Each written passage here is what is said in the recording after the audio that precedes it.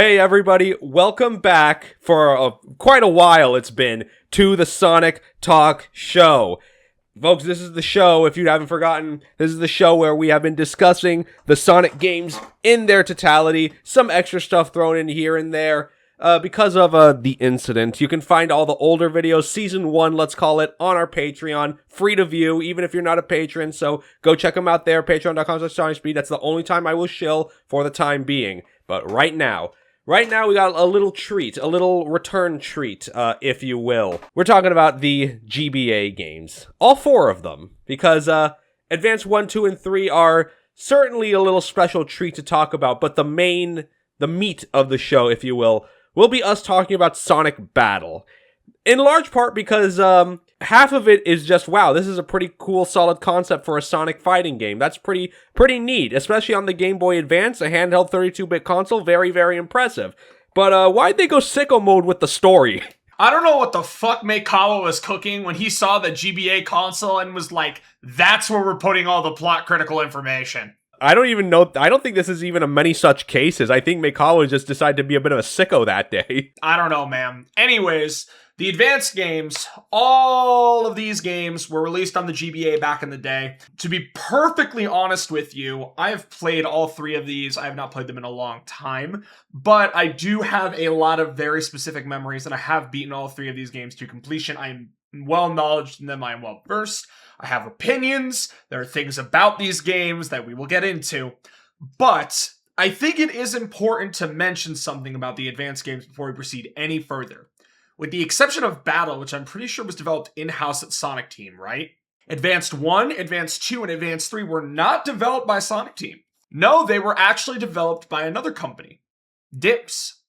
DIMS is a company that is most well known for making lots of licensed games and third-party games, but they are also most well known for being the company that was selected to help develop and design Street Fighter IV, and they were also the guys that made Street Fighter V. This is because Capcom did not want to shell out money for an internal fighting game team, and because of it, while they did pour resources into those games, they basically pawned off the work to somebody else to do. But DIMS has done a lot of work for Sonic and Sonic Team and Sega, so we are going to be seeing them a lot more. Their 2D games specifically are very well known, and they come with a lot of DIMS-isms, if I can put it lightly. Let's call them a very unique style of stage design. Yes. More importantly to note, when it comes to DIMS as well, DIMS actually does have a history with Sonic Team, because DIMS actually was a group of developers that does have history in the past. It's a game we actually have not talked about on the show before, in large part just because of it's kind of hard to come by, and that's called Sonic Pocket Adventure. It was a handheld game released on the Neo Geo Pocket, and was developed internally by SNK Corporation. And those people that worked on that game left SNK to found DIMS, and then would later on make the Sonic Advance series along with other Sonic games we'll talk about in the future as well. Brief little tangent about Pocket Adventure, because I do think it is worth talking about. Pocket Adventure is a game, like you mentioned, for the Neo Geo Pocket Color and Pocket. It's pretty good. But it is definitely we mashed a bunch of zones together from other Sonic games into one continuous playthrough. Have fun, I guess. It's a weird little game, but it's not bad. I don't really have much more to say on it other than that. I mean, I can also say that I heard it described before as basically it was the Sonic Mania of the 90s, in large part because of the smashing the zones together. Also, a lot of remixes for those stages were thrown in there as well. And most importantly, or at least the most interesting fact of this all, is that Eggman's design in that game, for the large part, was classic Eggman's design. But when you get to the final zone, Eggman changes to his Sonic Adventure design. So it's in a weird way, it kind of acts as like a transition between the classic to modern eras of the games as well. Because Sonic also does have the blue eyes in that game as well. Yeah, he has he has green eyes. Green eyes. Yeah. Silly. Yeah, because he does have green eyes and stuff like that, and all of the associated stuff with Adventure Sonic, but the sprite is more modeled after classic Sonic and stuff like that. Okay. But let's talk about the advanced games. Now, first of all, the most important thing to figure out is, oh, hey, I kind of like the idea of these games. Where can I play them? Well, unfortunately, this is a case where these games have never actually been re-released. I know that kind of sucks, but emulation is your friend. It will always be your friend. ROMs of these games are very easy to find, and I don't think Sega has any plans to really release these games again. I would love to see the Advance trilogy come back specifically, but I don't think Sega really can, because of there may be like a relationship thing with Dimps that may cause that, but I don't know the specifics around it's that. not Dimps actually, but we'll get into it. Okay. Well, anyways, let's talk about Sonic Advanced 1. Guys, you know how Sonic 4 was a thing? That isn't Sonic 4. This is kind of Sonic 4. Kinda. Sorta. Ish. In heart, it's Sonic 4. Yeah. So, the story is as basic as you can possibly get. Eggman is capturing animals to make badniks. Sonic, Tails, Knuckles, and Amy, as this is her first playable appearance in 2D, go off separately to stop him. It's a 2D side-scroller, of course. 8 zones. Gotta find the Chaos Emeralds in order to... And the way you do this in this game is that you don't collect rings. You don't go through little golden rings. At the highest point of every stage, there is a giant spring. You jump on that giant spring and you go into the special stage. We'll talk about those in a bit. But there are 8 zones in this game. Neo Green Hill, Secret Base, Casino Paradise, Ice Mountain, Angel Island, which is an interesting choice, Egg Rocket, and Cosmic Angel and Egg Zone. Egg Rocket, Cosmic Angel, and X Zone are all 1 act each, and I believe X Zone is just the final boss. Right. So, I will also say about these games, across all the GBA games, really punching above their weight class in the music department. Yes, the GBA sound chip is pretty notorious for not having any sort of onboard audio processing, which means it just has to use the processor's audio compression chip. It is absolutely absurd what this fucking chip is doing with the tools that they had at their disposal. There's a very specific GBA sound, and I feel like Dimps and Sonic Team took really, really good advantage of the hardware. Every track in this game is great. It's absolutely ridiculous how good the music is in this game. Honestly, to go at it one by one, Neo Green Hill Zone, despite the name, it's not a remix of Green Hill itself. It is much more of a bouncy, more beach type song. Yeah, it's interesting too because, you know, the whole like beach level thing that they kind of had going on for a while with Sonic, this is like in the midst of that. This game was released in 2001, which is a little bit after SA2, and this is around the time that SA2 Battle was coming out, and because it was on the Game Boy, you know, dual marketing, promotion, stuff like that. Actually, I kind of want to look up the specific date for a bit. Hold on, when did it come out? December 20th, 2001. Ooh, Sonic's first post 9/11. Sonic Advance 1 released in a post 9/11 world. Anyways, yeah, no, but I can definitely say that like one of the best things about this game is that it isn't fast enough to feel out of control, but it is definitely fast enough to be like, oh, this is a Sonic game. And you can get pretty fucking fast. One problem that all of the Advance 1, 2, and 3 in specific are very, very notorious for is a problem that most Game Boy Advance games are pretty notorious for: the screen crunch. The screen is very, very zoomed in, and as such, you do not really have a lot of reaction time when you see an enemy on screen. In fact, more often than not, unless you can react fast enough by just spinning into a ball, you're really not going to be able to avoid them, and you will crash into them, and you will lose all your rings. It's just going to happen. Accept it. So, I mean, obviously, one of the aspects of Sonic that's really important is the ability to, like, memorize the level design, go for better times, plan out a route, etc., etc., etc. I mean, it's in the fucking, you know, you go fast, right? But the problem is really emphasized here because these games are designed in such a way where they're not really accounting for this fully. In a perfect world, Dimps would not have this problem where the screen space and the screen crunch causes accidents and issues. Now, if you get good at these games, you play them a lot, of course, you're going to know the levels pretty well and you're going to know where stuff is. But if you're like somebody who's just playing them for the first time, it can definitely be a little frustrating. And don't worry, there's going to be a lot of bottomless pits. A lot of bottomless pits. Oh man, so many fucking bottomless pits. We're not going to talk about this now. We're waiting until Advanced 3 to talk about the bottomless pit problem, because that is the game where it is absolutely the most present. But there is something I can say. The game controls beautifully. It honestly feels excellent. It is weirdly, it is very much a mix of like old school Sonic feel with a more modern like take and feel. The sprite work is also great. It's absolutely fantastic. All the art in these games is beautiful. Like, I don't know what it is. Sonic just gets really, really, really good 2D sprites 99% of the time in any game that's sprite based. I mean, on top of that, the Game Boy Advance, it had a lot of great, like, color work as well, just in general. So Sonic's sprite work did really take advantage of that. Yes. And I also think on top of that, like, every character is unique in their own way. And Amy has a really weird moveset that feels very her. And I like that she has her own thing going on in the same way Tails and Knuckles have their own thing going on. Mechanically, there really aren't that many new things going on, with the exception of rail grinding.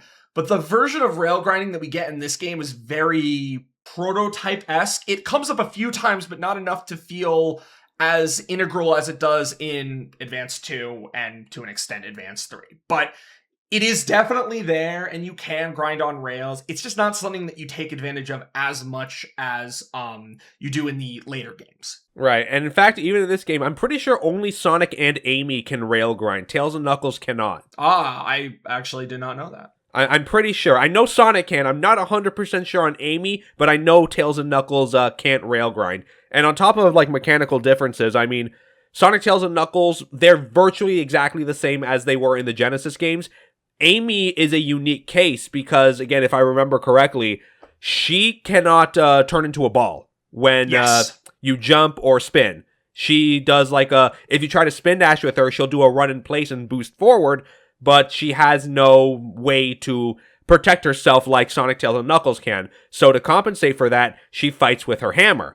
And if you're in the air, you press B, you can spin with her hammer, you can attack with her hammer on the ground. It does make for more challenging gameplay, so if you want to challenge yourself in a different way with this game, there you go. I guess if you're playing this game for the first time and you want to play as Amy, you don't expect that, so that's a bit of a downside, I suppose. Yeah, it's a little weird and a little strange and a little different, but it's pretty cool, I can't lie. And, I like that they distinctified Amy a lot in this game. There are some small differences. If you press the B button while standing still, I'm pretty sure your characters will just do like a basic, like at least Knuckles does, like a basic combo attack. And if you press B while you're standing still as Amy, swings her hammer. It's simple. It's simple stuff. I mean, Game Boy Advance only has the A and B and shoulder buttons, so their moveset is pretty limited inherently. They do figure things out and try to get more creative with it later on, but as of right now... Don't worry. As of right now, we're treading the waters land, so they're still trying to figure it out. Okay, so let's talk about level design and the zones themselves, and let's just go down the list in order. So, Neo Green Hill, comfy opening level. Don't really have anything bad to say about it. It's all right. I think it's okay. Secret Base Zone. That music track is fucking ridiculous for no reason. They did not have to go that hard, but they did. I like that they kind of went with this infiltration, stealth mission-esque level. This is not something we ever really get in Sonic, so I like the zone just on principle. Design-wise, it's kind of whatever. There's a lot of weird stuff involving some of the conveyor belt and platform stuff that I'm But for the most part, it's a solid level. The music is just absurd. Yeah, no, it does go real crazy, and honestly, as great as these game soundtracks are, they all have this one, where it just goes particularly crazy style, and Secret Base is that one. Next is a Casino Paradise Zone, which is very much like Casino Night Zone, effectively. It basically is Casino Night Zone. Yeah, Casino Night, Carnival Night, It's another casino level in that style, but it has its own identity of play. The music for this one is also really good. I mean, I don't really have that much to say about this one. The level design is pretty solid. Yeah, it's good. Okay, Ice Mountain Zone. This one is pretty tough. It does have some weird bottomless pit stuff, but it's also a water level on top of being an ice level. So, yes, water mechanics are in this game, and yes, you do have to contend with drowning, which I'm glad that got carried over, I'll be honest. Yeah, it is pretty much a staple of 2D Sonic. For sure. And even the music in this stage feels very nice. It's not as intense as the other tracks are, but it does fit the level's aesthetic very well. Yeah, it's really good. I like the Ice Mountain themes a lot. Angel Island is interesting in that it's just kind of like ruin-y. It's actually canonically, it's actually Sky Sanctuary Zone. Oh, but they called it Angel Island? Yeah. Nah, funny. The level design here has a lot of bottomless pits, but it's not that bad. The platforming is pretty solid, and the level design is pretty fun. The music here is good. But we haven't really talked about the bosses. Most of them are just Eggman in machines, and they're all kind of basic. But there is an exception to this, and that is Angel Island Zone. Hey, you guys like Mecha Knuckles? The one time. Because he's in this game randomly, and it's really weird. Yeah, if any Scrapnik Island enjoyers out there, that is where the Mecha Knuckles in that originated from here.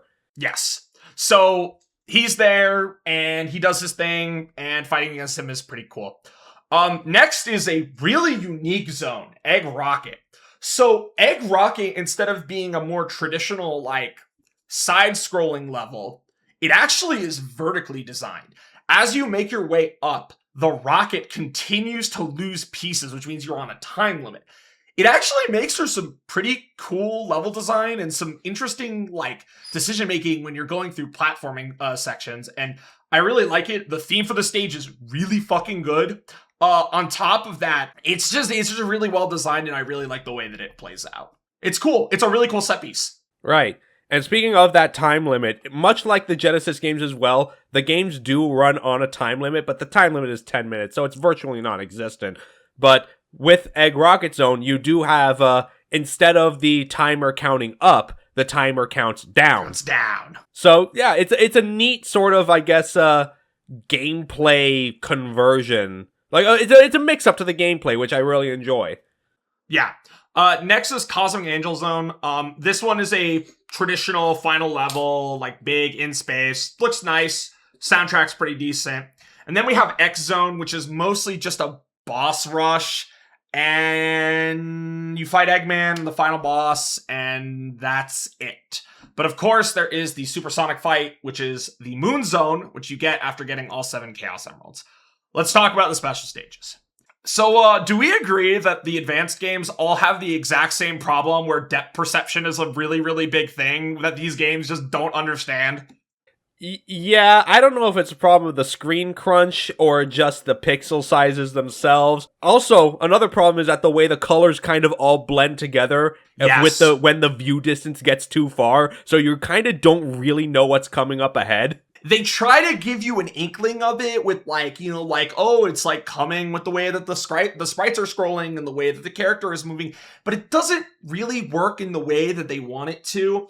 And as a result, it causes problems. By the way, we haven't even explained this. Anyways, when you jump on one of these special springs, you skyrocket all the way into the air and then you surfboard down, which is a really, really cool concept for a special stage, and the music's great.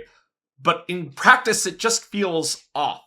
On top of this, I'm gonna keep it real with you, Chief. Why do the advanced games fucking hate? Why do they hate making convenient ways to get the Chaos Emeralds? Yeah, every single game, they mix up how to get the Chaos Emeralds, and I'm gonna be real with you, I genuinely think they're worse than the last one.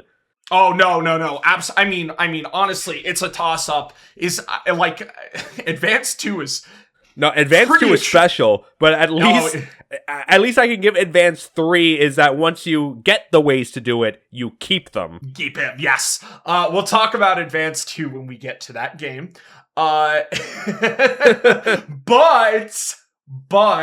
yeah, the skydiving or the skyfalling boarding, whatever sections are fun, but they suffer from the depth perception problem, and it definitely causes a lot of issues. Traversing the stages every single time you want a chance to with no save states is also a pain in the ass. But I kind of understand why they did it, because they want to extend playtime. It's a handheld game. You can play through it all 4 times, etc., etc., etc., right? Yeah, if you can go through it, sky surfing effectively, or falling down a tube, you have to collect rings and avoid the bombs. You get enough rings for a checkpoint, you continue onward, and do it 3 enough times, you get the emerald in the end. And once you get all 7, of course, you get to the Moon Zone, the designated supersonic boss. So the Moon Zone is kind of interesting because it is sort of like it's much like the Doomsday Zone from Sonic 3 and Knuckles, where you as Supersonic have to chase after the Eggman mech and wait out the time a bit to defeat it. And once you defeat it, the true version of the game is completed, and bada bing, bada boom, you win the game. Yes. And I really, really, really, really, really enjoyed it. For the most part, it's a cool little fight. I guess we also kind of have to talk about another interesting addition that was added to all 3 of these games, and that's Chao Garden Tiny Edition. So the Chao Garden was a thing that happened in Sonic Adventure 2 and Sonic Adventure 1.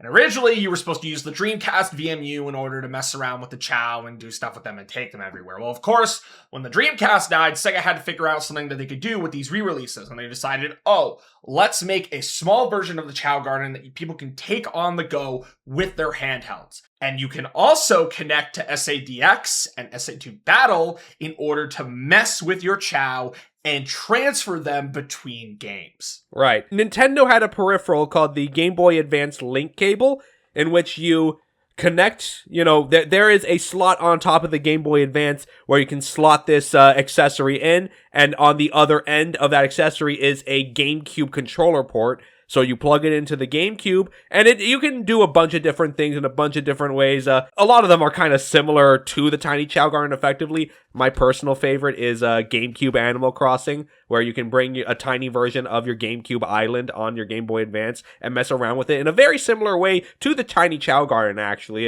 It fills me with calm and joy. I think it could be cool. But I digress. There is an in-game shop in the Tiny Chao Garden as well, where the game will save all of the rings you've collected throughout your entire playtime, and you can exchange those rings on fruit and toys for the Chao in the Tiny Chao Garden. And for the record, you can only ever have one Chao in there at a time, so you gotta swap them out to a console game, and then can swap in one of the Chao from the console game to the Tiny Chao Garden as well. Or you can also buy with the rings unique colored eggs to hatch and raise in either the Tiny Garden or the main Chao Garden, and those colored eggs will reflect the color of the Chao that hatches out of it. And of course, it's the same thing. Hatch them in there, or you can send the egg to SADX or SA2 Battle, yada yada yada. And on top of that, there are some mini games you can play with your Chao. They're not really super important to note, but they are there if you choose to do it as a way to build your friendship with the Chao. And it's cute. I think in terms of what to talk about with SA1, really, a lot of it just comes down to, this is just a good game. 7.5, 8 out of 10 type beat. Is it doing anything groundbreaking? No. Does it know what it is and is trying to live on the idea of 2D Sonic on a handheld? Yeah. And honestly, for what it's worth, it's pretty good. A lot of people consider it the real Sonic 4, and I'm kind of inclined to agree with them. This feels like a more natural evolution of what the Genesis games were going for, with some obvious caveats because of what was going on at the time and how Sega viewed the classic brand. But it feels like a really, really, really fun game, and it's pretty well designed with some minor gripes. Yeah, I'd say it's pretty good. Yeah, it's very solid, and some other fun little things to talk about are there's a cheat code in this game that lets you play a Sonic 2 mode, it's called, where Tails can follow Sonic, which is always fun. And there's also a couple, even though the game itself was never re-released, it was re-released outside of Japan, and I'll talk about that more in a second, but there is a very specific version of Advanced 1 that was known to exist called Sonic N. and it was released exclusively on the Nokia N-Gage, which is in fact, it may be the first recorded instance of a gaming phone. So, if you don't know what a Nokia N-Gage is, that's probably because you're under the age of 25. So, let me enthrall you. Clown device. The Nokia N-Gage, like I said, was the first instance of a gaming phone. Insofar, it's not a feature phone or even a smartphone, really, but what it is that you have your normal cell phone. It's a normal cell phone for the most part, but you can extend the tablet out, and underneath the main screen is a gaming controller. And there were a bunch of games released for it physically as well. There wasn't even a proper, app store as we know it. You had to go out and buy cartridges for the phone. And the best part is, the worst/best part is that the way to insert these cartridges was fucking stupid as hell. Because it's effectively, if you guys have ever messed around with your phone and had to swap SIM cards, it is exactly the same like that. You have to remove the physical back part of your phone to get to a little slot, right around, near the back of it, very carefully, because this is very delicate. You had to carefully, use your fingernail to push it out, remove it, and swap back in the cartridge of the game you wanted to put in, and then put the back case back on. It was really stupidly designed. It was really bad. And on top of that, to actually use the feature phone, to actually use the phone itself is even stupider. You want to know how you're supposed to use it? You want to know how you're supposed to take a call on the Nokia N-Gage? Let's see. Here's a normal smartphone. Ring ring. Hello. How are you doing? That's how you're supposed to answer a normal phone like a normal person. Here's how you do it on the Nokia N-Gage. For those that can't see, I am holding it sideways. The speakers were sideways on the fucking machine, dude! Why did they... What? Suffice to say, the Nokia N-Gage was not popular with the masses. It kind of just... It just came and went, bro. It literally just came and went. Also, despite that, Sonic N, there are virtually no differences in the version of the game. It just plays on the N-Gage.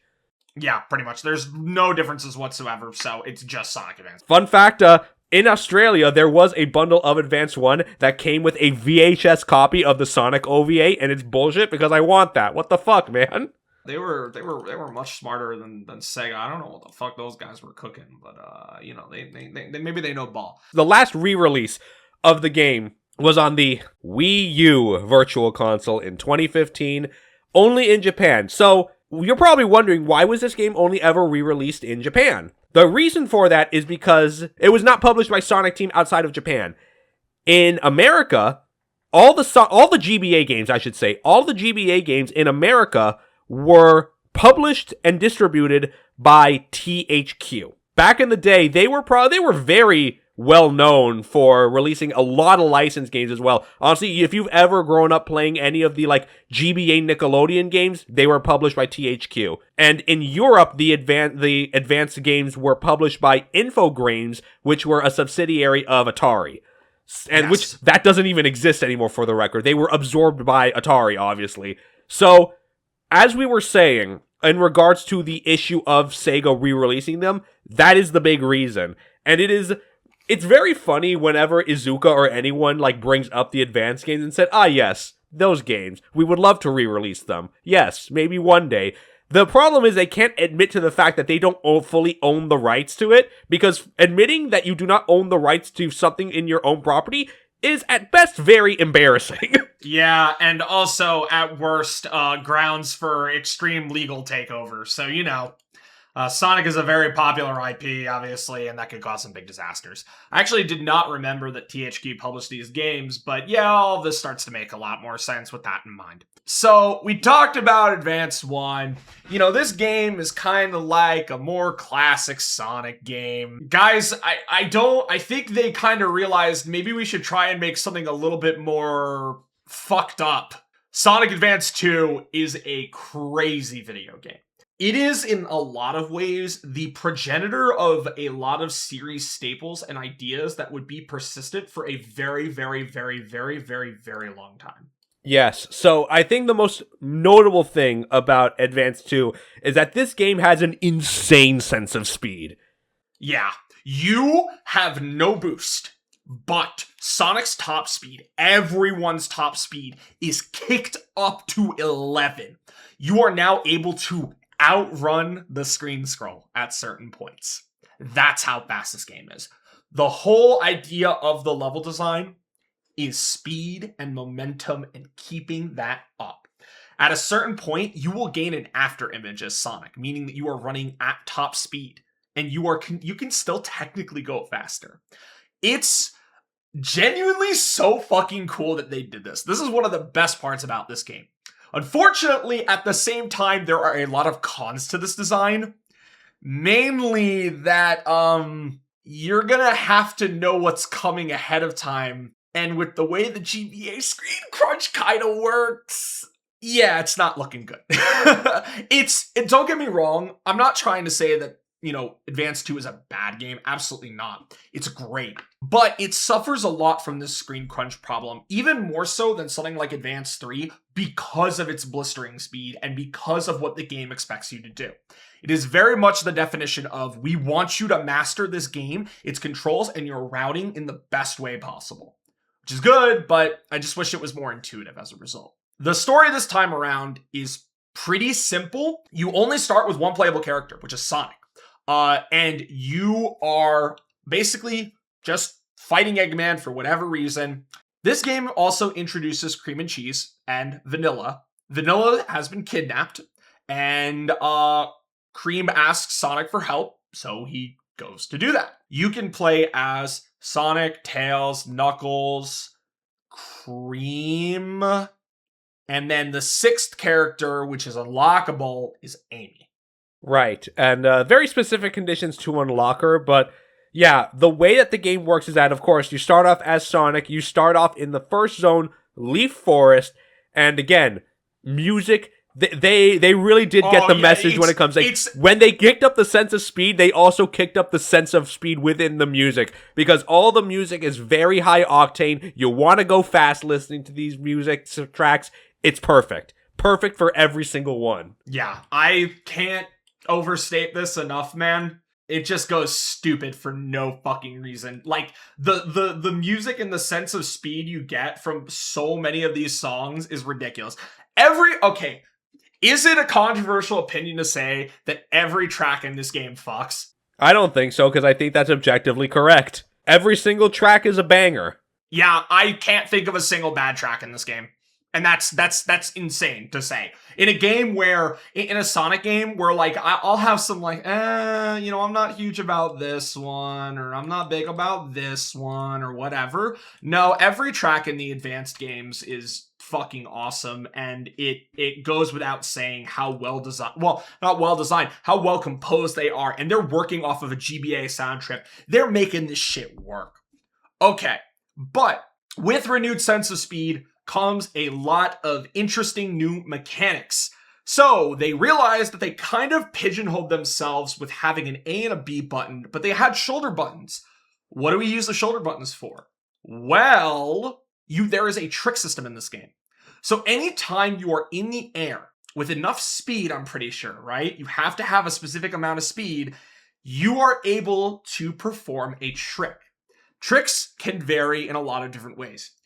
If you press the R button while holding up, the character will leap upwards. If you press the R button while holding sides, you will, or forward facing, you will do a forward advancing trick.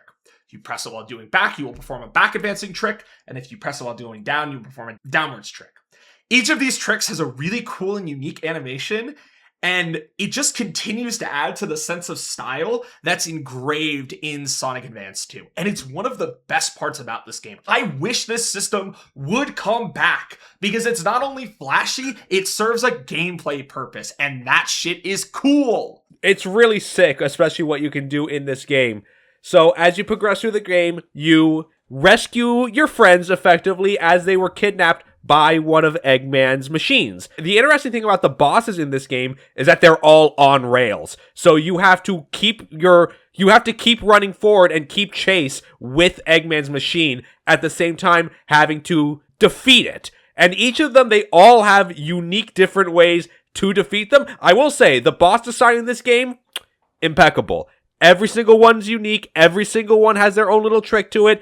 You can figure them out eventually. They're a little tricky, but you can figure it out and you will have a fun time doing it. The screen crunch problem is not an issue here because you are working on that singular screen and you are mostly dealing with the boss itself. I think the thing that makes them interesting is more about the fact that speed and momentum and resistance also plays into it. So on top of trying to dodge attacks, you also have to be able to time your jumps right while dodging certain platforms and figuring out a consistent thing because of the way that it works. It's really, really unique and I really, really, really like it.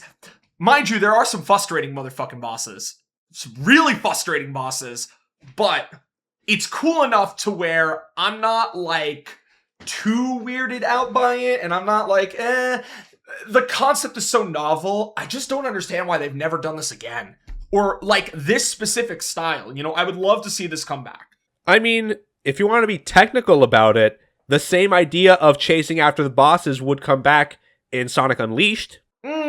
I guess, but in a 2D sense, it felt more dynamic because of the fact that it did have that fixed perspective. So it felt more dynamic, I guess is the best way I can put it. There is an unintended difficulty in it all because, obviously you get hurt, you lose your rings. In normal circumstances, you can stick around to collect whatever you can that leaves by. In this, you can't really do that. You can get lucky if you get hit and one of the rings arcs forward and you lose invincibility frames enough to collect that ring as it comes toward you. But if you don't have enough, that's not going to happen. So you have to wait it out, play very safely, and just hope more rings come through. I'm pretty sure that the way that the boss is designed, eventually there is a breaking point within the loop where the game recognizes, okay, we'll spawn in more rings. So you're never truly out of it, but because you can't as easily collect rings, it means that there is a more heightened sense of danger as a result. Which I actually do think adds some cool difficulty to it.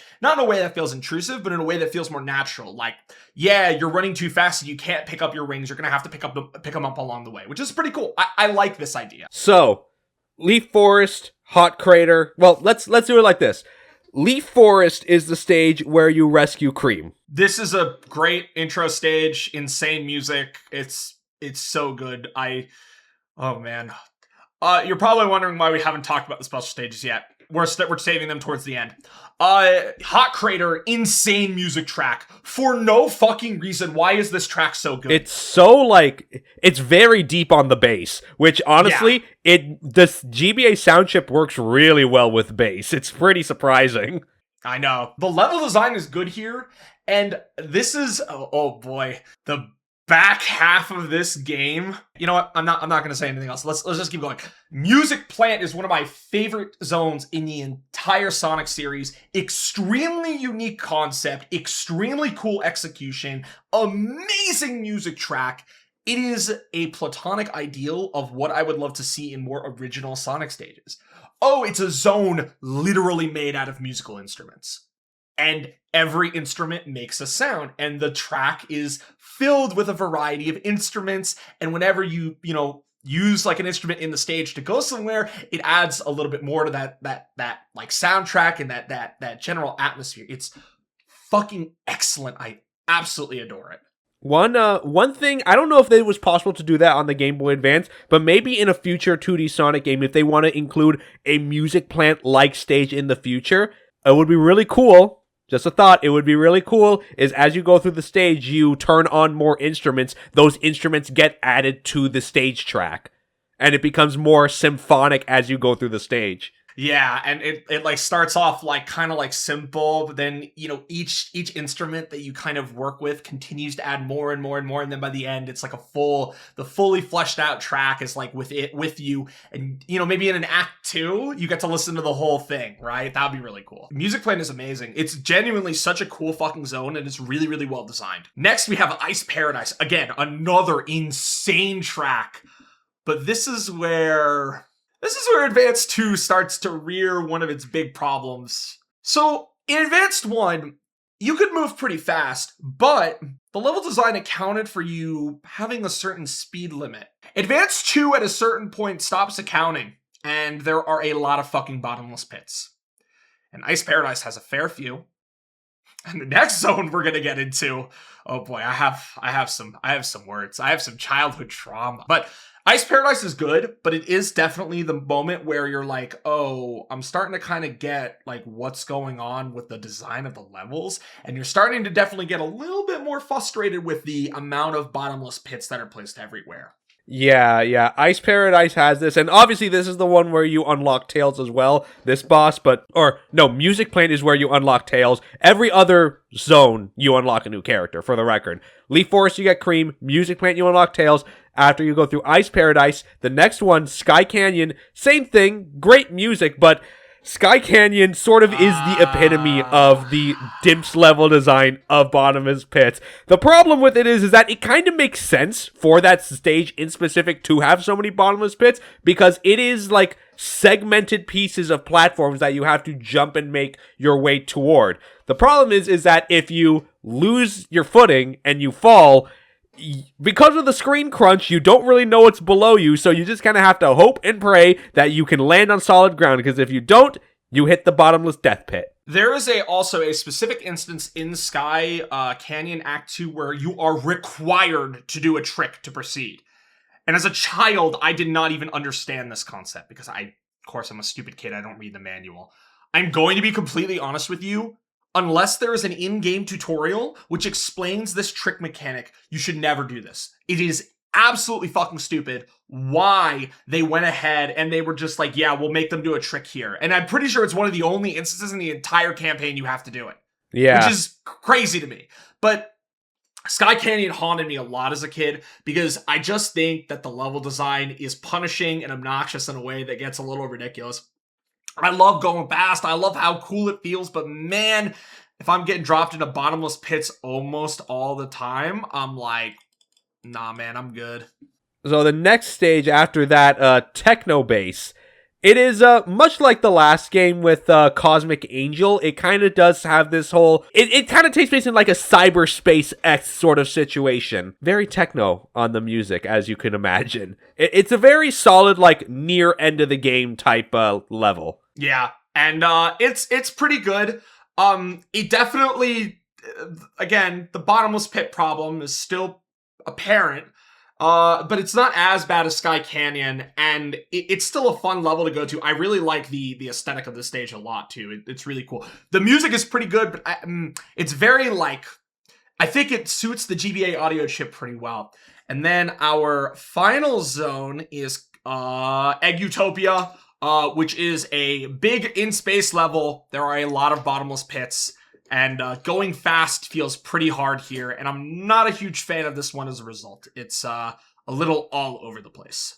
Yeah, agree. And the final zone, XX, is just another boss rush stage. You fight every single boss in the game before you get to Eggman, where the boss is stationary, which is cool. That's a really, really unique, like, twist on the concept, right? All the other bosses in the game, you're in motion. The final boss? No, you're standing still. You can't run around. It's pretty cool. I really like that. Yeah, no, it is a good, like, shake-up as well. One thing that we have not talked about, gameplay style, of course, it is largely all the same, even with Cream, because after you unlock her, you can play as her as well. However, Cream has a unique mechanic to her that, it kind of does make the game, especially when you're fighting bosses, incredibly easy. So, Cream has the ability to use cheese as an attack function. There is no cooldown. Mash B, win game. Yeah, especially when you get to the final boss. Makes things a lot easier. Yeah, Cream is super easy mode. It is very funny how easily you can break the game. Yeah. So, before we talk about the Supersonic final boss, we gotta talk about the special stages. More importantly, let's talk about how you get to the special stages. Aaron, if you please. All right. Imagine a burger. An American. American moment. Okay. In all seriousness, though, these special stages, to get to them, it's... Why the fuck they did this, I will never know. Getting to the special stage requires you to go on a scavenger hunt. in the level you choose. Now, you can choose Act 1 or Act 2 of any zone and go on the scavenger hunt in them. In order to get to a special stage, you have to collect a ton of these special rings that are located all over the zone in a bunch of random places and in sections that you may not be able to get back to easily. Keep in mind, by the way, while every character can collect the Chaos Emeralds, their progress is not shared, which means that Sonic has to be the one to get them all in order to unlock the Supersonic ending and actually fight the true final boss. So you don't have a character that has flight, you don't have a character that has gliding and climbing, and you don't have cheese and cream in order to sort of fuck around with the environment and kind of do whatever you want. What is Sonic supposed to do? Suffer. That's what. I'm going to be honest and say that hunting for these is an absolutely ridiculous task, and I don't even understand why the developers were like, yeah, we'll make them do it. Fuck it, right? It's stupid as hell because the level design is not built for this level of exploration. Like, they're big levels, but they're not built for this style of gameplay at all. Like, if the Emerald progress was shared between characters, I would feel way different about it. Because if you just wanted to get the true ending, oh, I can play through the level as Tails or Knuckles, and I can go and explore and whatever, right? But the problem is that you have to get them as Sonic, who doesn't have any of those abilities to traverse the environment so easily. I have done this. Alberto, have you done this? Yeah, I've done it before. It's pretty horrible. And that's also not even talking about the other part of this whole ordeal, which is the special stage itself, which is fucking... Okay, let's do it like this, guys. Let's do it like this, guys. You know Sonic CD special stages? Imagine that on a... What's the screen ratio? 320 pixels? Imagine it on a 240 by 360 pixel size screen. Tiny ass little screen, and you have to judge the quality of where you're going in a 3D space, and you can't touch whatever his name is, Zero, I think. Yeah, you can't touch Zero because he's in the... It's such a disaster. There are mechanics that involve ring multipliers where you have to get a certain amount of rings, and if you touch Zero, you can lose. It is disastrous. These special stages are a nightmare. If you were able to do the stage one time and go back to the special stage after, it would be way different. The fact that you keep having to have to do it, horrendous, awful, fucking terrible. I don't understand who came up with this system, and I don't even care if it's to increase playtime. You're fucking stupid. So, if you manage to stomach all that and have the patience of a god, you will get through the true final boss of the game called True Area 53. Some regions call it Truth Area 53. This is, well, basically, Sonic saves Vanilla, but Eggman comes back in a souped up mech, carries her off into space, Cream starts crying, Sonic goes super, dashes up. Insane music for this final boss, by the way. The gameplay itself is fine. It's basically like the Sonic 3 final boss, kinda, where you're like using the missiles against him while also like dashing up and down and left and right in like a fully 8-way directional space. It's a solid final boss. The end of the game, really, really fucking cool cutscene where fucking Vanilla is falling and Sonic just bolts downward while holding out his hand. The cutscene is so good, especially for a GBA game. It's really cool. And that's Sonic Advance 2's game for the most part. I mean, we also, for small stuff, yes, there's a tiny Chow Garden. It's largely unchanged. It's internally relabeled as Revision 2. Tiny Chow Garden also shows swim and fly stats and has a different mini game, which is the rock paper scissors game changes to a Chow bounce game with Cream. But that's about it, right? We don't really have a lot else to say about Advance 2 other than it's a really fucking cool game. Well, as far as re-releases goes, of course, yes, it was only re-released once in Japan. Twice in Japan, once as a value game, and again in 2016 on the Wii U Virtual Console. However, an important development has been made, at the time of this recording, literally last week. Sonic Advance 2 was decompiled, so you can play it natively on your PC right now. So you don't at least have to you don't have to deal with the screen crunch at least anymore. It's pretty cool that this is happening. The level of decompilations that we're starting to see across the board is absolutely ridiculous. I think that is going to continue to go up until we just have native PC ports of like hundreds of games for no reason, for fun, TM. I mean, maybe we'll save this to talk about more when we talk about Unleashed, but the technology used to decompile Sonic Unleashed 2 PC actually was a first of its kind type of technology. Sonic fans are out here literally building new forms of tech so we can play our games the way the Lord intended to, but also the fact now that they have truly made a way to decompile Xbox 360 games in a native fashion, which is fascinating. It is fantastic, and listen, say whatever you want, but I truly believe a Sonic fan will cure cancer one day, if it means getting to play a Sonic game in a new way. I have no clue, bro. On that note, folks, we have a little something to talk about here. Normally we would talk about, Sonic Advance 3 here, but we actually had to take a detour here and talk about the big chunk of what this video is going to be about, Sonic Battle, in large part because the story of Battle continues into Advance 3. So, in order to do this right, we gotta start with Sonic Battle next. And the game's story here is very dense. Yeah, I don't understand why the fuck Sega just decided, fuck it, we'll write a really dense story for this GBA game. But they did.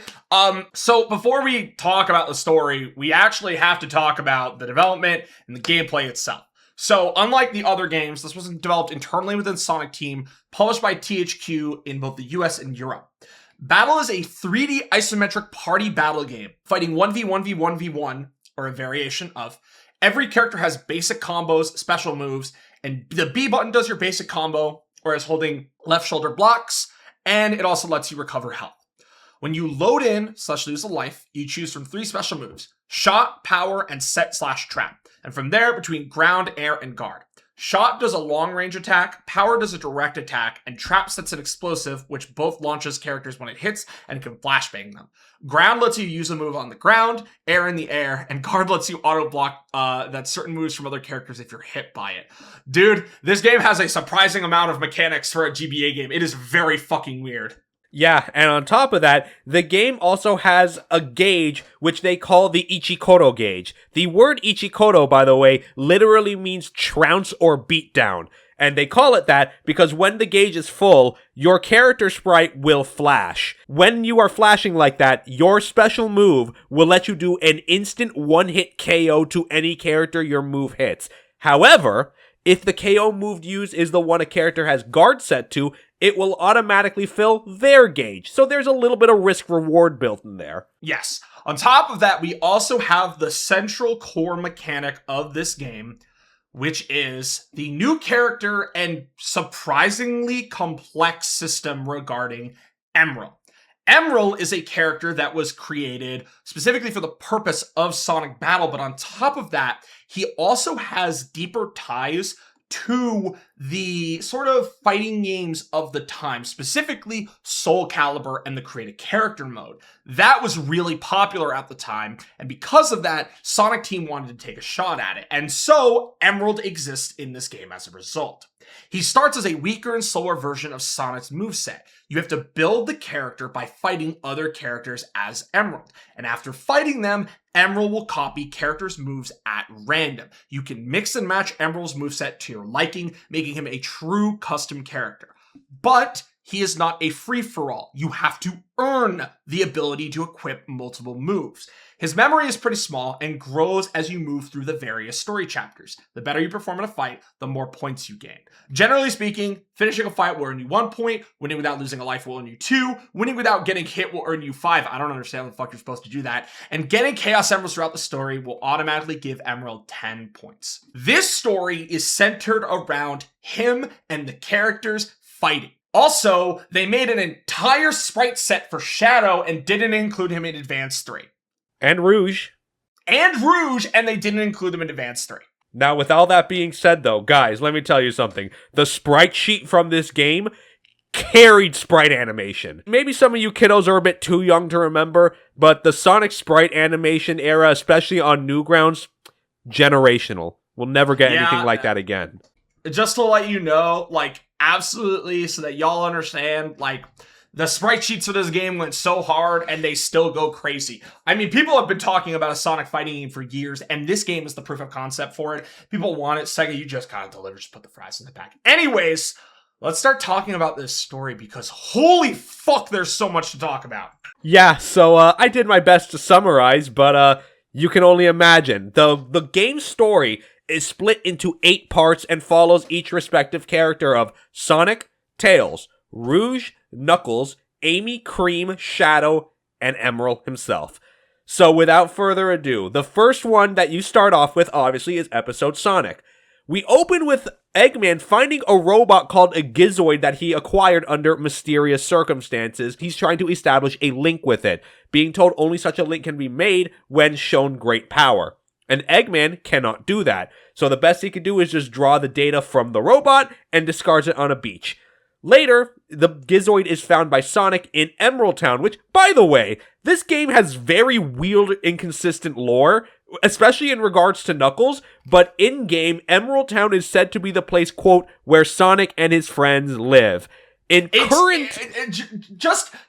mean this so sincerely, we cannot actually talk about this game and go insane over lore inconsistencies. Because, frankly, this is the era where Sega doesn't give a shit about the lore. They are just writing freehand, right? Meikawa is just doing this all over the screen. This is what he's doing, man. Yeah, and Izuka's just looking at him going like, that's my boy. That's my boy. Have fun. Have fun, man. My beautiful son. Have fun, man. Have fun, bro. It's chill. You can do whatever, man. We don't give a fuck. It's fine, man. Sonic finds this Gizoid robot and shows off his speed, and that, I guess, is enough for the Gizoid to establish that link with Sonic, which, in canon, that is how Emerald is acquiring Sonic's data and creates that weaker version of his moveset. So, at that note, he follows him to Tails' house, hoping to repair him. But from there is where they're interrupted by Shadow, who the only context he gives is that he has to destroy the robot, and is obviously defeated in battle. So, he's shoved off, and along with Rouge, later fights Sonic one-on-one. As all that's happening, Tails is trying to study this robot and learns its nature. It absorbs chaos energy, and by doing so, it will become more intelligent, be able to speak properly, and can copy fighting techniques after seeing it or being attacked. So Sonic names the Gizoid Emerald and decides to train it, and seeing as it's related to chaos energy, they decide to take it to Knuckles, who is up the north on the Holy Summit. Now, again, we're not going to go crazy about the lore inconsistencies, but this is where Knuckles and the Master Emerald Shrine are. Do not argue about it, just accept it for now. On the way there, they fight a robot called Chaos Gamma. Now, yes, this is technically, well, it isn't, but it is modeled after Gamma from SA1. Yeah, Gamma randomly shows up in this game because Eggman got really bored and he's like, what if I make another one? That's before they see Knuckles, who mistakes Emerald for an enemy robot. Pinning that more on that later. And Emerald is able to defeat Knuckles on his own and gets another Chaos Emerald. And in doing so, Emerald now has the ability to talk more like a toddler, I suppose. So he's able to communicate with them decently enough. But Emerald keeps repeating the word battle, which Sonic is very concerned about. And that's the end of Sonic's story. So do we, okay, so I guess I want to ask before we talk about anything else, how do you feel about the story in this game? I'm gonna be honest, as stupid as it is, as inconsistent as it is, I really like it. Because you know what? At least they tried. Yeah, I think that's a pretty apt description of playing this game. They did try. And try did they do. So I think, let's just keep the ball rolling here. Tails is the next story. So when he tries to connect his computer to Emerald, the computer overloads. So after letting Sonic borrow him, they go to Central City together. And in Central City is a gun lab, and Tails wants to use it to access their supercomputer, as it should have enough data to be able to properly scan Emerald. Access, of course, is restricted, but after making a deal with Rouge, they're let in. Tails learns that Emerald, inside, after, connecting everything, Tails learns Emerald is designed to amass weaponry indefinitely, but if he amasses too much, he's likely to go haywire. So they're intercepted at that point by Gun themselves, so Tails and Emerald have to escape to Holy Summit to meet with Knuckles. And after fighting Chaos Gamma again, they go back to Emerald Town and meet with Sonic. But before Tails can say anything, Rouge arrives to tell them that Emerald is in fact a deadly weapon and should be dealt with accordingly. However, Sonic believes he can be reprogrammed. Unfortunately, Tails cannot do that after his computer was fried. So Rouge thinks, hey, maybe getting the Chaos Emeralds will be enough to reset him, but we don't know for sure. In the meantime, Rouge ends up talking Sonic into borrowing Emerald herself so she can figure out for sure, and for some reason, he agrees to that. Why did he agree to this? They Like, didn't was know he any just better. bro was bored. Bro was like, I guess, yeah, fuck it, right? Also, I forgot to mention, but for some reason, all the Chaos Emeralds in this game are green. You know. You know. Episode Rouge. It actually starts 3 days before the events of the story, where Rouge is ordered by the President of the United Federation to go to the Central City lab to get info on the Gizoid. As she's digging through the data, she finds Eggman there. Again, this is supposed to be a restricted area, so Rouge sees him and thinks, well, I'm just a contractor, this isn't my job, I'll go deal what I need to do. Many such cases, folks. Bro, she really said, I'm minding my own business, fuck this shit. Eggman's gathering data, the same data she's looking for actually, learning that in order to activate the Gizoid, he will need the 7 Chaos Emeralds and a keyword to fully form a link. He already discarded the robot, but used the data to make copies of the Gizoid, calling them E-121 Phi, and mass-produce them. So the Phi robots are going to be basically your enemy fodder for the rest of the game. Yes, they're just generic mooks. Rouge thinks that if this robot can learn, maybe she could get it for herself and train it as a thief so that that robot can do all the dirty work for her. Classic Rouge moment. Yeah, like, that's crazy, man. Well, in the present, after getting Sonic to lend Emerald to her, fully intends to begin her training program. However, she is interrupted by Amy. Now, folks, Amy in this era is a very unique version of her character, let's put it. Okay, you know what? Let's have the conversation if we're going to have the conversation here. A big aspect of Amy's character, of course, is for her love and devotion to Sonic. In the 2000s, that devotion is taken up to sort of a obsessive level. Now look, us being as old as we are, we remember a version of the Sonic community that painted Amy in a very negative light. In large part because of how she was written in such a way. And, I don't know how to put it, but, look, I don't think Amy, the way she's written right now, is the best way to write her, but upon looking at this, it kind of makes me wonder if the people who are asking for this back even know what they're asking for. I mean, the platonic ideal that you want is Sonic X. That's what people want. They want Amy that's independent and silly and does her own things, but also still deeply cares about Sonic in that way. And how? How she's written in the games? I don't know, man! Yeah, and this is a great example of it because Amy is in... You know what? I think I need to explain this in the way the girly pops will understand. Amy is in her Delulu era, to put it lightly. Yeah, she's pretty deeply delusional. And she convinces herself that upon realizing that Emerald is a robot Sonic acquired, she believes that the robot is meant to be a stand-in for their future child, and Amy wants to prove herself that she can be a good mother. This girl is 12 years old, for the record. Yeah, she's wildin', bro. Anyway, Rouge fights Amy off, and takes Emerald with her to Night Babylon, the city's red light district, where, by the way, this is the only game that shows the fact that Rouge is a serious businesswoman and owns a nightclub, Club Rouge. I'm gonna be real with you, man, they are wasting the opportunity on this. Rouge being a nightclub owner kind of is a great idea. Put the money in the bag. You know what to do. Come on, man. Infinite money glitch. On top of that, I mean, look, Rouge using her nightclub as a front for her, like, illicit activities as well, it writes itself, guys. It literally writes itself. But what do we know, right? Right. So, also, she says that Shadow is with her here and is resting. Pin in that.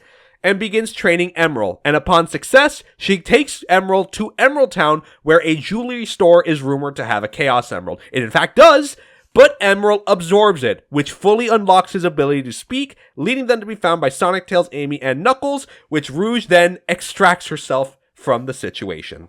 Lovely. Well, time to talk about Knuckles. Yeah, let's be honest here. This is not the worst Knuckles was in this era. Yeah, he was not that bad. So, episode Knuckles starts with Knuckles, of course, taken right off the last story, not convinced that Sonic can train Emerald to his fullest potential. So he decides to take training over himself, as Eggman sends Fies out to capture Emerald. So after some training, Knuckles and Emerald learn about the Fies damaging Night Babylon, and go to handle the situation. They find Rouge telling them about the Fies being powered by Emerald Shards. So another big aspect about this game is that Eggman found a way to break the Chaos Emeralds into 5 pieces. And with them, we're able to use them as power cores for all the Fies. And much like getting a full Chaos Emerald, getting a Shard will also net Emerald 10 memory points. So you can get a lot of good points when going through the story. You are given a lot of wiggle room by the end. Powered by the Emerald Shards, and Emerald is mistaken for these robots once they get there, and ends up separating from Knuckles. And after the two come back together, they defeat 2 more Fies, get their shards, and is given a 3rd from Rouge. And at Tails' lab, they learn they need 2 more shards to fix the Emerald in full, and at Emerald Beach, they defeat more of these Fies, and are led by Eggman to his base called Gimme Shelter. And there, he paralyzes Knuckles and captures him like a trophy, and intends to use Emerald for his ultimate weapon, the Final Egg Blaster. Keep a note of that, this is going to be very important for later. As Eggman leaves, Emerald frees Knuckles, defeats Chaos Gamma on his own, and returns to Tails' lab, put the shards back together to form a full Chaos Emerald. Emerald absorbs it, and with his expanded knowledge, Emerald lets slip that Knuckles was captured again, and everyone gets a big laugh on Knuckles' expense. Classic. Yep, classic. All right, let's talk about Amy. By the way, this starts with her using her divination cards, guys. They remembered them in the 2000s, too. It's okay every once in a while. Not all the time. Her divination cards lead Sonic to the beach training with Emerald, and she finds frustration that Emerald kind of has a bit more Sonic in him than Amy likes to admit. Very rude, and convinces Sonic to let her borrow Emerald so she can, again, this is a direct quote from her, prove herself to be a good mother.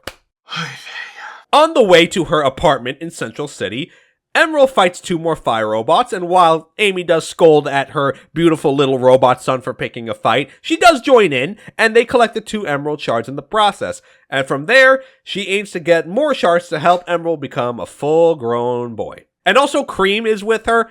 She's just there hanging out in the apartment by herself, and begin their training regimen. Now, I gotta stop here and talk about a very bizarre aspect of the story. Not bad bizarre. It's just more so like, that's crazy that they threw this in here. Because an interesting part of Amy's overall story in Sonic Battle is that Amy has been apparently doing a very intense training and crash dieting regimen as a way to get Sonic's attention. In a way, it's a kind of a critique of what was going on in the 90s and the 2000s as these fad diets with dubious results were becoming popular, and as a result would lead into the eating disorder epidemic in the 2010s. Now, I want you to look down at the title of this video again. This is about Sonic the Hedgehog, right?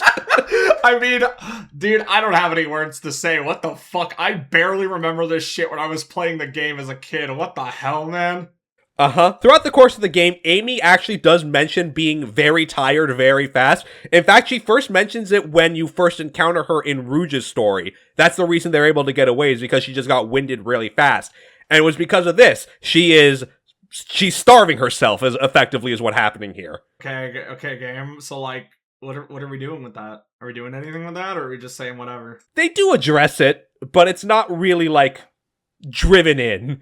Like, it's just kind of there. Look, that's what happens, right? They're in Japan. This is more of a Western thing going on. I'm sure it had to be happening in Japan as well, but they don't really, actually address it.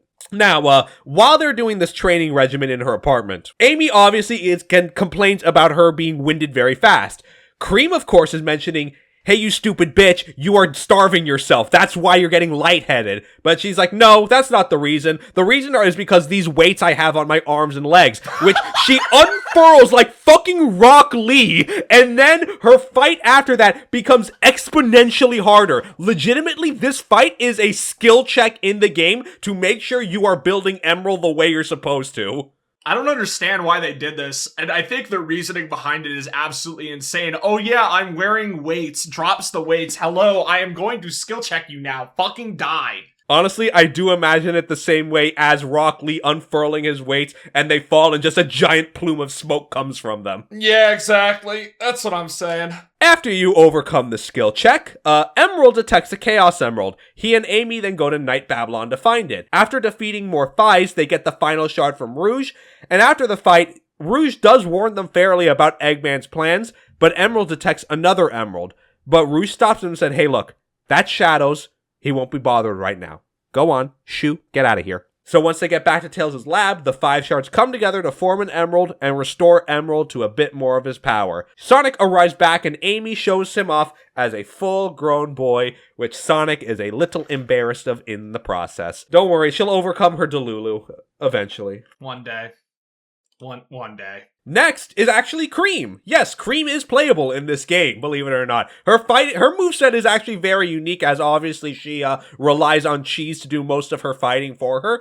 But it kind of creates an interesting look if you choose to use Cream's moveset with Emerald. So Cream's story starts with her arguing with Amy about the crash diet she's doing, and Amy just is like, whatever, I don't need to listen to you, and she storms off to buy a, quote, super diet machine. I'm looking down at the title again. Yep, that sure is Sonic we're talking about.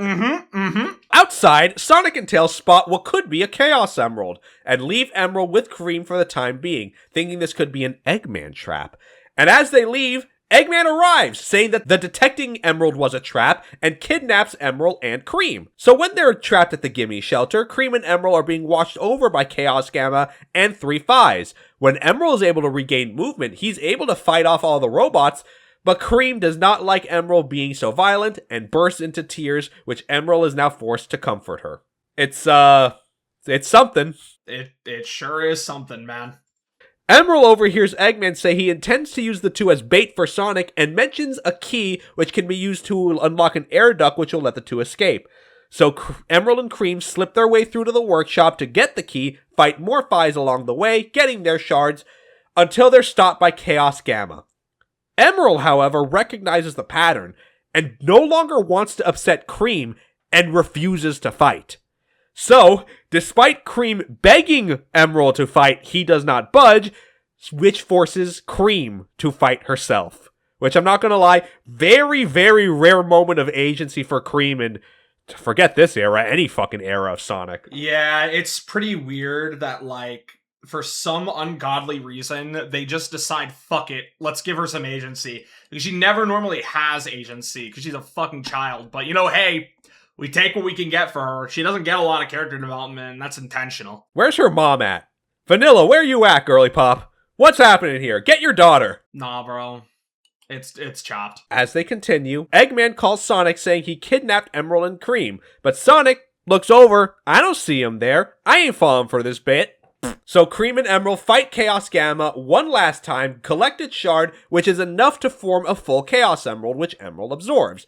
And afterward, Eggman mauls again over his robot's failures and is tricked into his own trap and paralyzed. They call Sonic to show them they stopped Eggman on their own, and Sonic is very proud of the two kids and is on their way to pick them up as they mock Eggman's defeat, leaving him to vow revenge. And hey, look, it was an incredibly rare moment for Cream to be in the spotlight, but it was a great moment for her. Indeed. Pretty cool. I can't lie. Last one of these is episode Shadow, and this is the most dense story.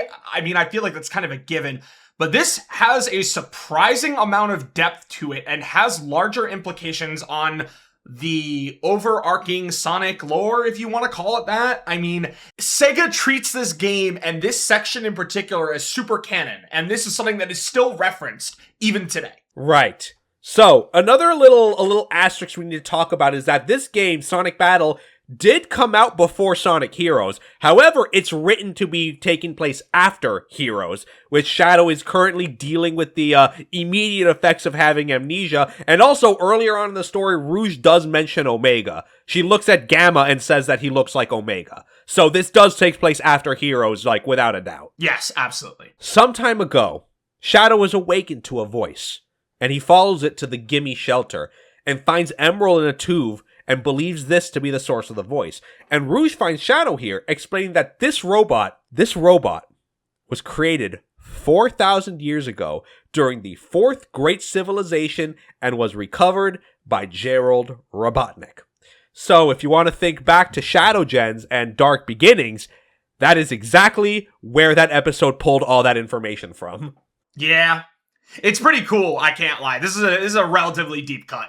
Yeah, so some guard robots were alerted to them, and they fight them off, but Shadow, unfortunately, was severely injured by one, and Rouge drags him to her club to recover. And in the present, Shadow is very close to be fully recovered, as Rouge tells him about Emerald is at the beach with Sonic, and Shadow goes intending to destroy Emerald, but Sonic fights him off, telling Shadow that both he and Emerald possess hearts, and I don't believe that you would use your power for evil. By the way, I do have to clarify, he means hearts in, like, the Kingdom Hearts sense of having a heart.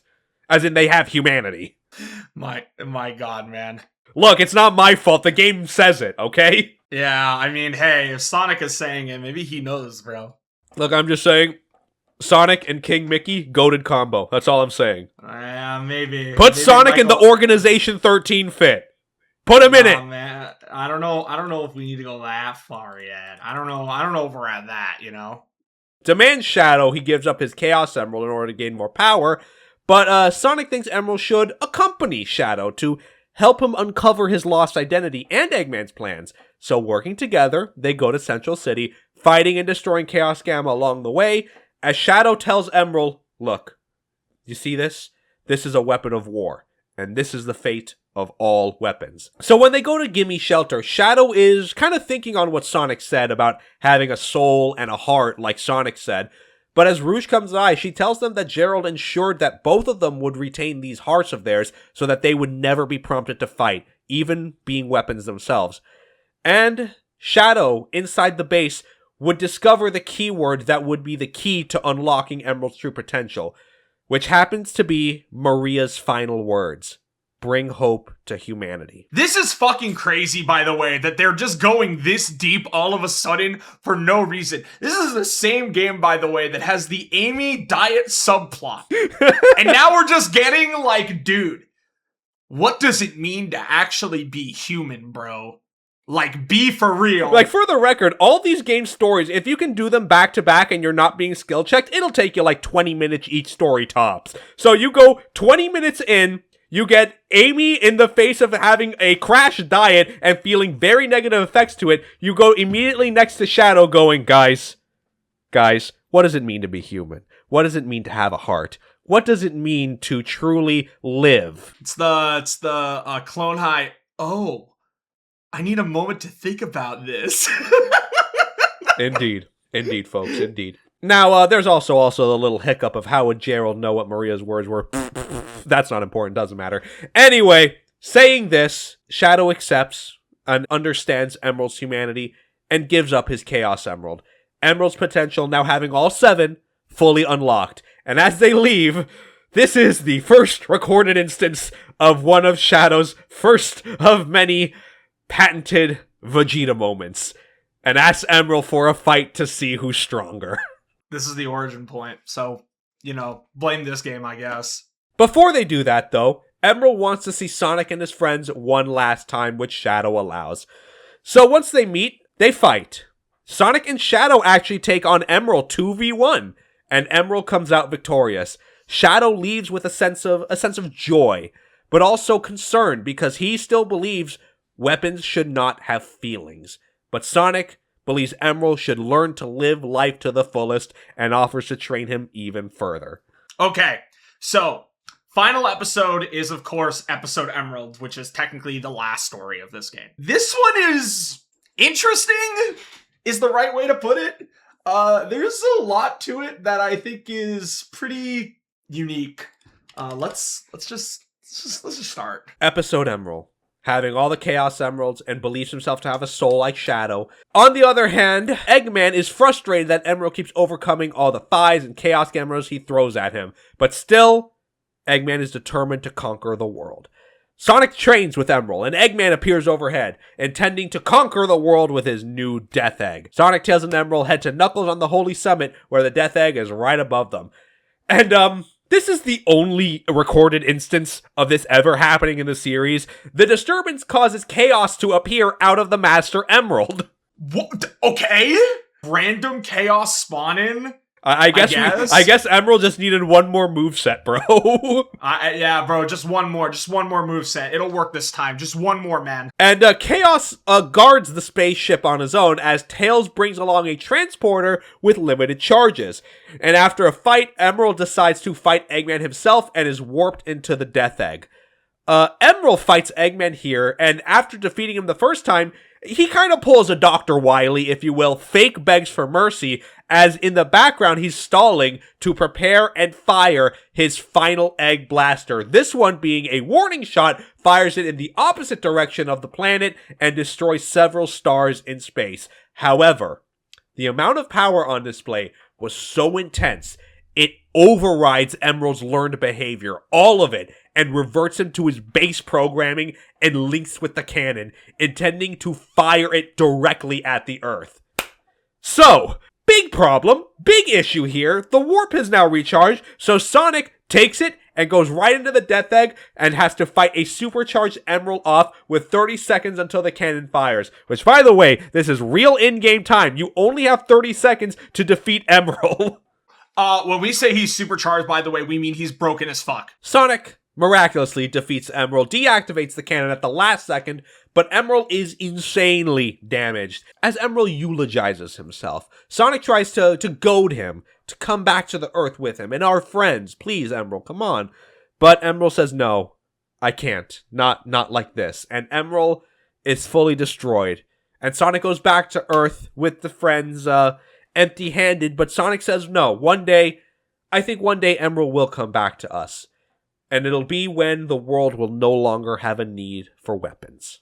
So, this is a surprisingly poignant message, but, why this game? That's the thing that I'm confused about, right?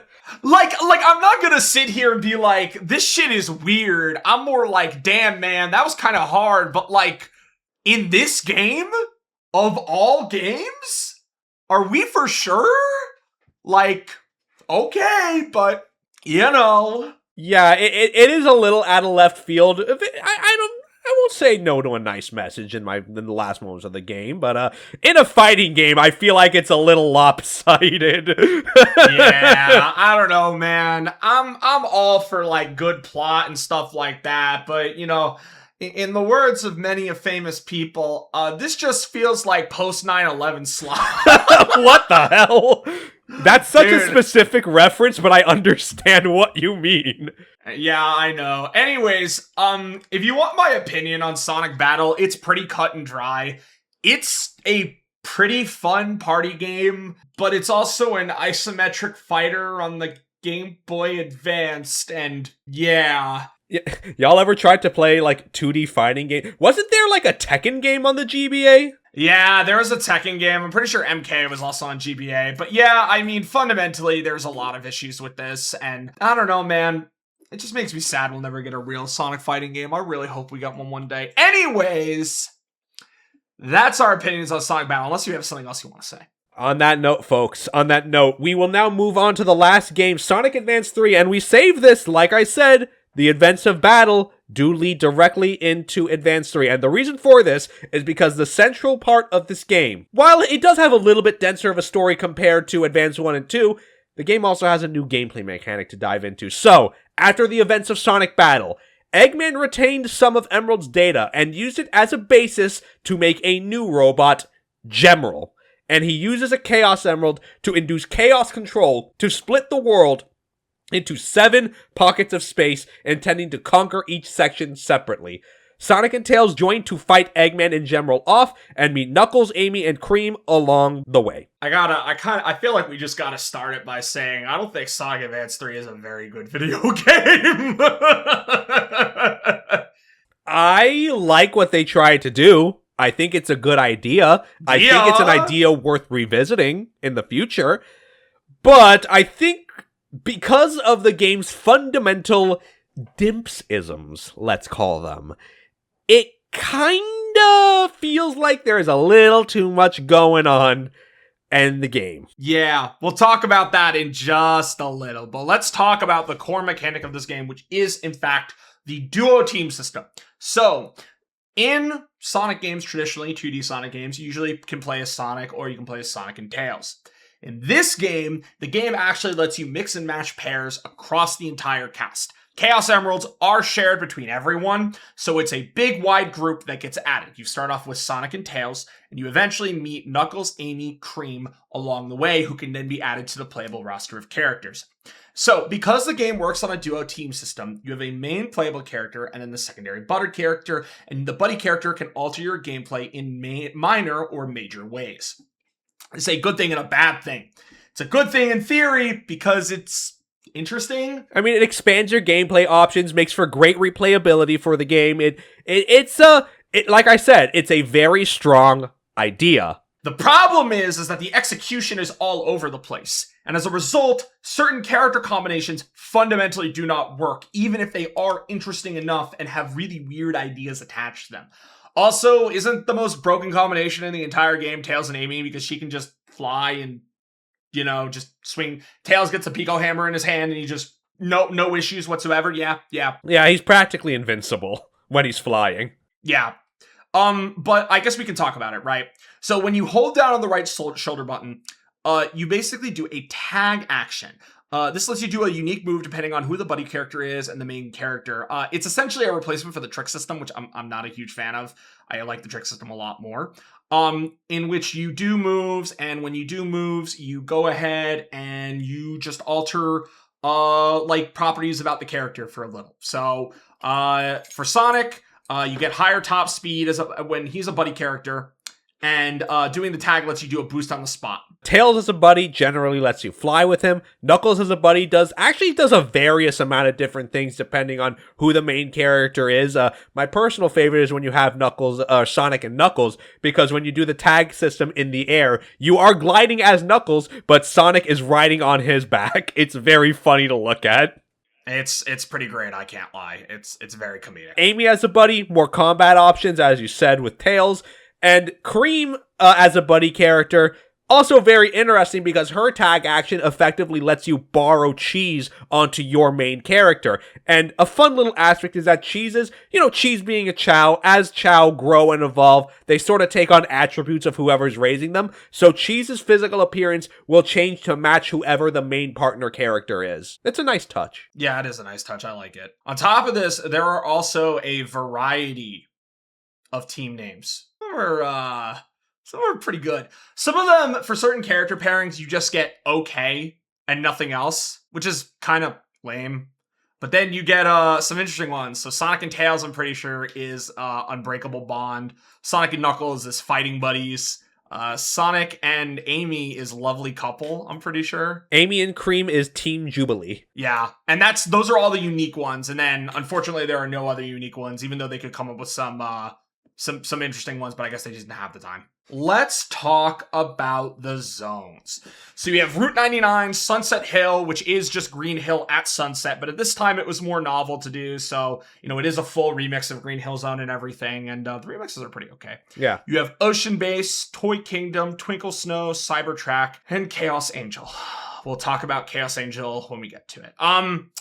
So there is an overarching theme with Advance 3. There's bottomless pits fucking everywhere. Dimps allegations not being beat, yeah. The final zones, the last two zones, Cybertrack and Chaos Angel in particular, are absurd with how many bottomless pits there are. The last act of the zone is Chaos Angel Act 3, because in this game there aren't 2 acts, there are 3 acts, and every world has like a hub world that you can kind of explore and navigate, which is kind of cool. But As a result, it means that they can make the acts really fucked up if they really want to. And Chaos Angel Act 3 is a side-scroller on a singular platform that is an infinite bottomless pit and crusher generator. It fucking sucks ass. It's horrible. It's not great. It's not great. The game does get very frustrating, and I should also say that the way the game is intended to be played is with Sonic and Tails, technically. But even then, you're still struggling half the time because the level design is so obnoxious. And as a result, it causes a lot of problems. It makes it even worse if you're playing with weirdo teams where your actions are just fundamentally changed across the board. And you don't have traditional movement options, which means that it's a lot harder to platform. Yeah, one example that you have is if you have Tails and Knuckles, Tails cannot fly normally anymore. Instead, he glides similarly to Knuckles, and he has like boxing gloves on his fists, so that if you move forward, you can hit enemies, and you can, just move through them, and you're not going to take damage. But as we said, he cannot fly properly anymore, so there's a lot of weird little mix-ups like that. And look, I get it. I like that they're trying to be creative and original with these, more novel pairings, but, it kind of reeks of we did not think this through, especially when you take level design into account. Yeah, exactly. And it just starts to rear its head a lot during this whole process of playing the game. That being said, though, yeah, it's just not that great. I wish I could be nicer about it. As we said, the game is split up into 7 acts, into seven worlds, technically. And in these worlds, you have rings that are each respective act. Now, in each hub and in each act, there are a set amount of Chow across all the stages. There are 7 Chow throughout all of these stages. Get all of them, you will have to find, you don't get access to it on the spot, you then unlock a key that you have to go into one of the 3 stages to find it. And then once you find that key, that lets you unlock the special stage Spring in the hub. Now, the few things that Dimps did learn from Advance 1 and 2 was that, yes, having to restart the stage to retry the special stage, not great. Having to find things separately in each stage in order to access the special stage once, also not great. So they did genuinely learn from the past games here. However, I do not think they learned the right lessons because they are still thinking inside the box. Because the box deserves to be thrown out. I'm sorry. No, it needs to be thrown out. You're right. The hunt for the Chow is annoying as fuck, and having to do it in every single stage 3 times is annoying because some of these fuckers are hidden in really specific areas. Yeah, this is kind of where the other tag characters are supposed to come into play, because there are some combinations cannot reach certain Chow, so you gotta think about it. That being said, though, get the key, you now get access to the Spring, and you have unlimited tries. So if you lose, you are kicked out of the special stage, but you can just get back on it and try again infinitely until you get the Chaos Emerald. So at least that's one positive. Yeah, unfortunately though, in spite of that, there are a lot of problems with this special stage. Specifically, again, the perspective and the way that it looks. You just get tripped up by stuff a lot as a result of flying on the biplane. You're flying on the tornado with your main character getting rings. You get enough rings, you get the emerald. Yeah. And so with all 7 Chaos Emeralds, you get to the end of the game. You go through the final boss, or the normal final boss, which is Alter Emerald, which is the Master Emerald Alter. So you fight Eggman and Emerald off in their little mech, and once Emerald is defeated at that final spot, Gemerald goes berserk, much in the way that Emerald did, and takes the 7 emeralds, drains them to become Ultimate Gemerald, which is a very weird design, folks. It's like a giant disc that Gemerald forces himself into. It's a big fucking cube. It's weird. It's so weird. Anyways, Sonic goes super, takes off after him, and Eggman actually follows him. And in one of my favorite final level titles ever, Sonic and Eggman use the game's mechanics to work together, and the level's name is Non-Aggression. I love this decision. It's really, really cool and a really, really interesting way to use the tag mechanic as the capstone to the game. This is what we mean when we say that Advance 3 has good ideas, just the execution is piss poor. You use the tag action to charge Eggman up like a blast. You shoot him into Emerald, and then you bounce into the weak point on him in order to deal damage. So you do that enough times, and Gemerald is defeated. And Gemerald is largely trashed, but Tails is able to repair and restore Gemerald to full form and leaves him in the care of Cream and Vanilla and becomes a caretaker robot for the family and remains there to this day as their guardian. Voiced by Alejandro Saab. Yes, indeed. That's Advance 3. The amount we have to say on it is a lot less than Advance 1 and 2 because we don't like this game. And if you've played it, you know why. There are Advance 3 defenders out there, but this game suffers from every problem Advance 1 and 2 has tenfold. By the way, this is a much more platform-heavy focused game. As a result, it means that your speed makes it harder to actually do things. I'm not a fan of this game. I don't think I ever really will be. I think this game kind of sucks, to be frank. And I don't want to end this video on a dour note, but yeah, this game is not that good. It's pretty not good. I want to like it more than I actually do. Yeah, because there is a lot of good ideas in here. Like I said, I think they should bring back the tag system. They almost did in Frontiers. They kind of had that similar idea with getting a move from one of the characters in the island and all that. But like I said, I think having a mix and match system to play around with in the game, pretty good idea. I do think that's an idea worth revisiting. And, you know, they tried reframing and reforming with getting the Chaos Emeralds. It's just they did not do great in the end. That being said, though, it does have a lasting legacy on the Sonic franchise. All these games do, in fact. Even if they weren't released in Japan until 2015, the content in these games is still used and referenced even today. And for all their issues, they're still fun. They still have a lot of personality, and they're some of the best, like, at least in terms of, like, aesthetic and, like, music. There's so much to like about these games that it's very, very hard to not feel some sort of charm from them. Unfortunately, we live in an era where these sorts of games are really hard to make nowadays because, you know, we don't really have handhelds anymore.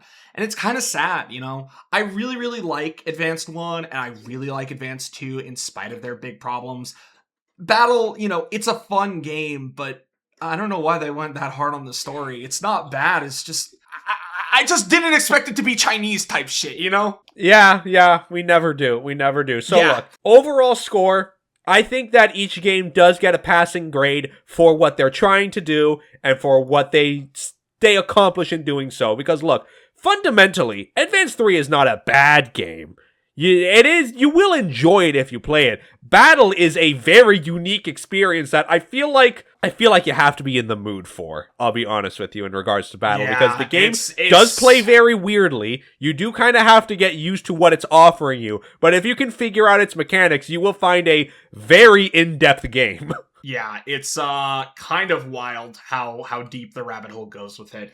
I mean, my opinion on it is pretty much just, I think Advance 1 is a good game. I think Advance 2 is a good game. I think Battle is a solid game, and I don't think Advance 3 is a very good game. I think that Advance 3 has great ideas, but it doesn't execute them well, and it's like the pinnacle of dim systems, and I can't stand it for that. But it exists, and I have to acknowledge it, so, you know, there it is. There it is, folks. And while those are all the Sonic handheld games we've got for today, the story does not end there. Well, let's say it like this, folks. We checked up very quickly on our good buddy Shadow after the events of Heroes and SA2. Our boy is suffering from amnesia, and he does not know who he is or what he's doing, and he needs help. Much like the rest of us, we all need a little help, but Shadow needs a guiding light. And folks, that's what we're going to be covering next time in Shadow the Hedgehog's title game, released in the good old year of 2005. That game is a turning point in the franchise that we will never come back from. We cannot come back from, for better or worse. It is a game that when we talk about it, we're going to be very objective about it, because I believe the community today has very rose-tinted glasses in regards to covering Shadow the Hedgehog, especially in regards to what its legacy is and how it was used in future games, especially in like Sonic 06, but more strongly, of course, in Shadow Generations. You know, Shadow Generations is effectively Shadow the Hedgehog 2. So let's talk next time about Shadow the Hedgehog. Get your guns ready. Get your black nail polish on, some Linkin Park, and some My Chemical Romance, baby. It's 2005, and oh boy, Sega thinks they got nothing to lose. We'll see you guys then.